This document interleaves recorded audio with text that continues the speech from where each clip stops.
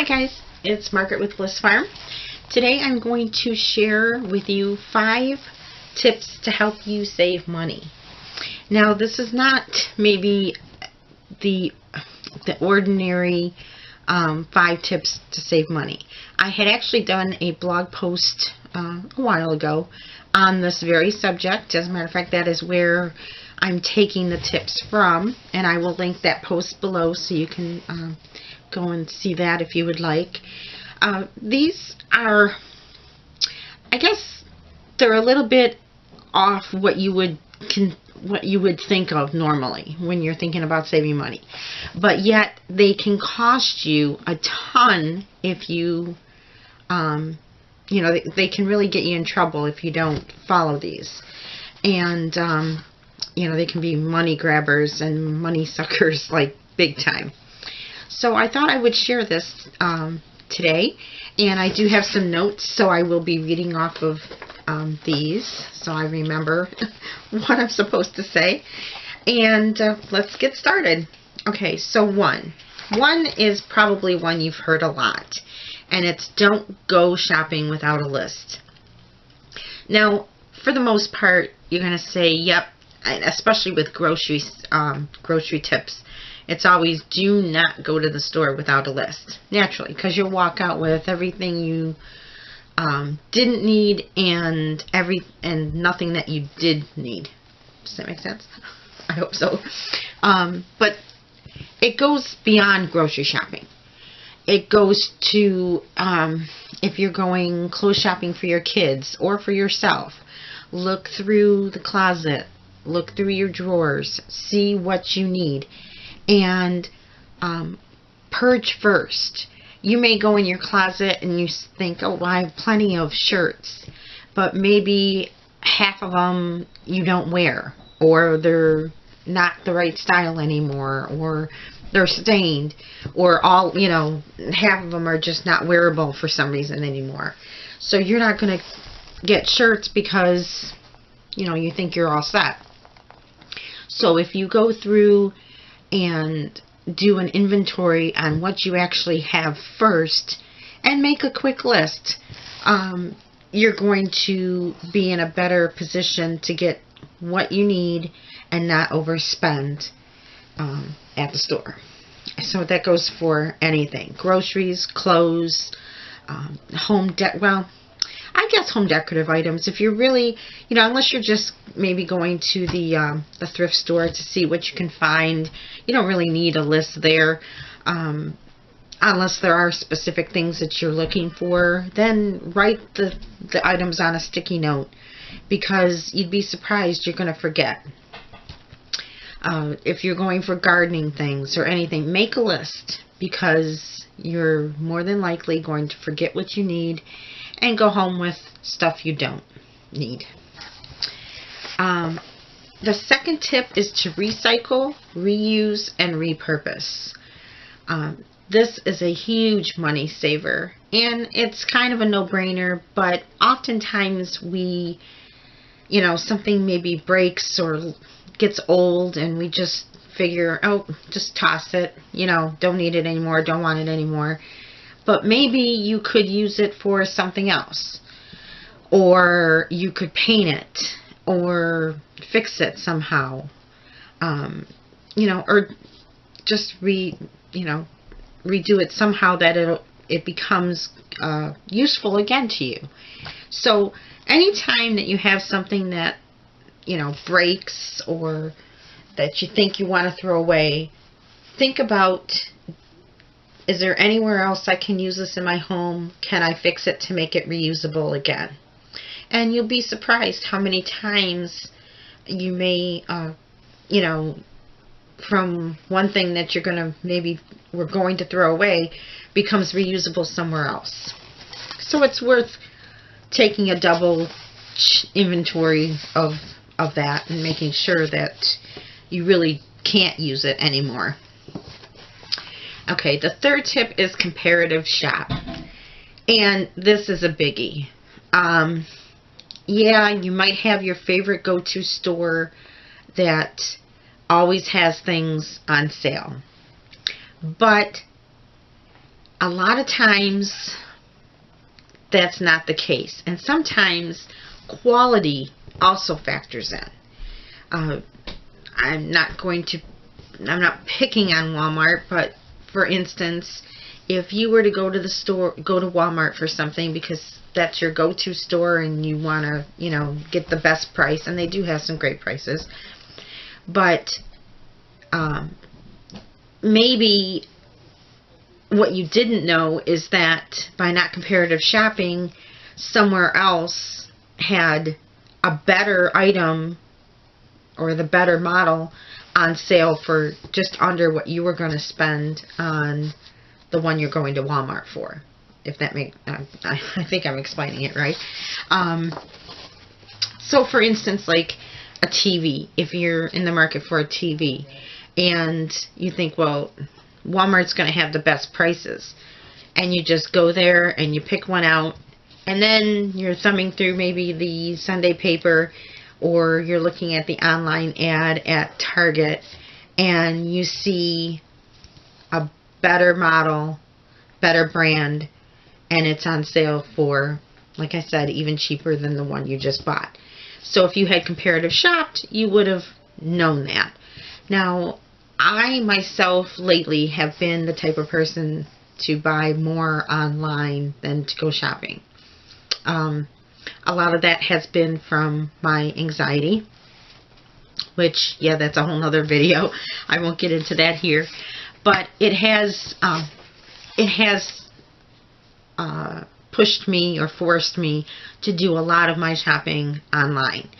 And actually, though, in the long run, that's where this comparative shopping was born. Because if, in the past, before the anxiety, I may have just gone out and, looked and bought. I wouldn't have thought I was overspending. I wouldn't have just gone and, just grabbed something and gone, regardless of the price. But I would not have done the research beforehand. And you can do the research, you can do the research online. Most stores now, if you put in your zip code, it will bring up what's available at the store that you're going to. So not only will it tell you the current price for the store, if that's available, it will also tell you if it's in stock, which not only are you going to get the best price, but you're not going to waste gas going from store to store looking for something that might turn out to be out of stock or not available when you get there. So that's, a double savings. Number 4, don't neglect regular maintenance on your appliances. And this goes for your electronics, your major appliances, your small appliances, and this is probably the one tip that probably goes overlooked by many people. Just keeping something maintained and cleaned and, in good working order can extend the life of that item exponentially. So you want to make sure that you keep filters clean and you keep things, maintained, whatever it may be.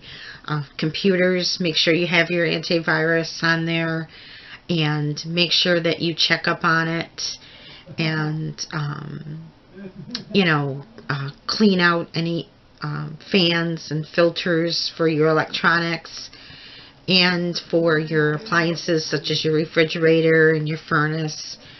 You will be very happy that you did, because in the long run you're going to extend the life of those appliances.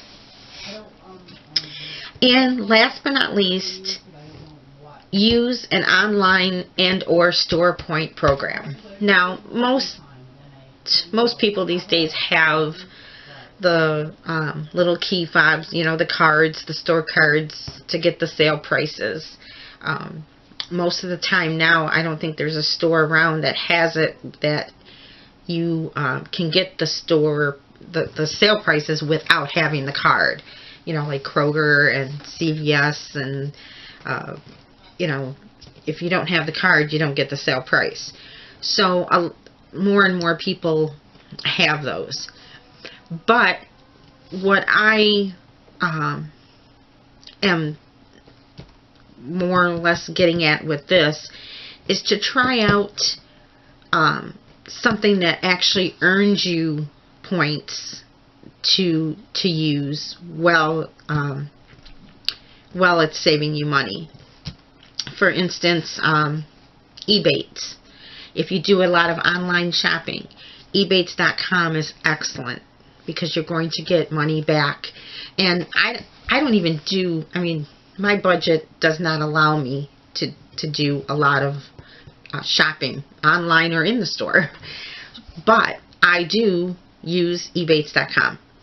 And that is because I figure every little bit helps. Now, I don't always get, you know, you see the commercials, a big fat check. Well, my big fat check is often under $5 or just about $5. A couple of times, yeah, it has been more. But for the most part, it's not. But if I were to just say, well, it's not going to be that much, so I'm not going to bother, then I'd be losing out on, you know, $5 a couple times a year. And to me, that adds up. Another great place to do this with is, now I don't know if they're in, I don't know if Speedway gas stations are in more than Michigan or not, to be honest with you. But we have Speedway gas stations in Michigan, and they have an excellent rewards program.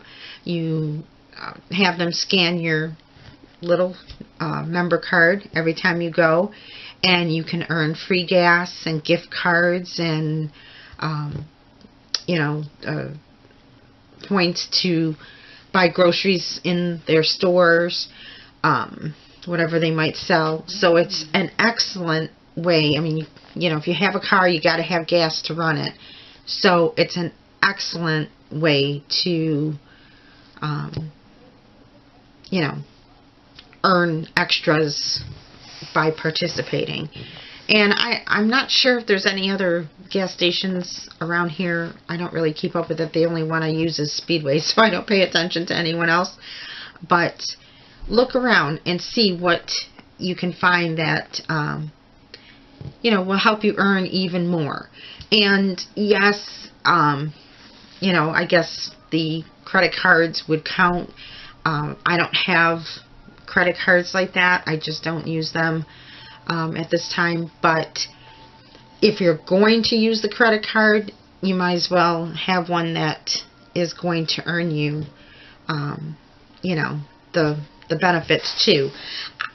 My advice, though, I wouldn't go out and get a credit card just to earn the points, because there are plenty of programs out there that you don't have to get into debt to earn the rewards. So, you know, if you have it and you use it and you're paying it off and all's good, yeah, that'll work.